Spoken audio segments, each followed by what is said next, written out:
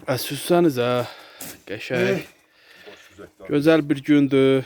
Qəşəng. Bugün kardeşimizin ad günüdür. Sağ olun kardeşler. Allah razı olsun. Ha, bizim yemeğimiz burada keçib oğlamamız pişir. Neçə tamam oldu? 35? 23.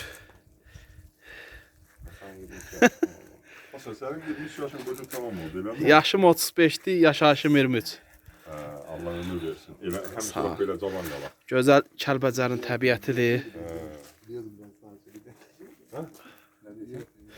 Bizim arı yeşiyimiz. Gördük Hasan ne dedi sonra?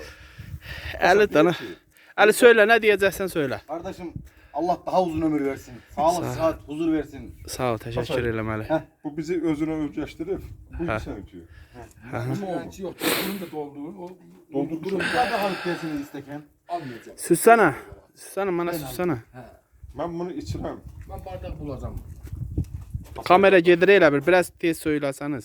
Hasan qardaş ya olsun geçsin də, nə olar ki? Onu hani Bu təbiətdəki belə bir çəkiliş aparmırsan, nə edirsən belə? zannet de onu. Bu deyil, bax bu göstər bu dağların hamısını, bax yaşıllıqları. Mənimdir. Sağ ol. Çox sağ olun, var olun. Çevirim. Özümü də çəkeyim. Hasan qardaşımızın şərəfinədir bu. Hə, təşəkkür, gözlərim o. Kebabçımız da Ali. Ali bəy. Davay. Gitti. Selamünaleyküm. Bayak ile. Türkiye'den selamlar. Aleyküm salam.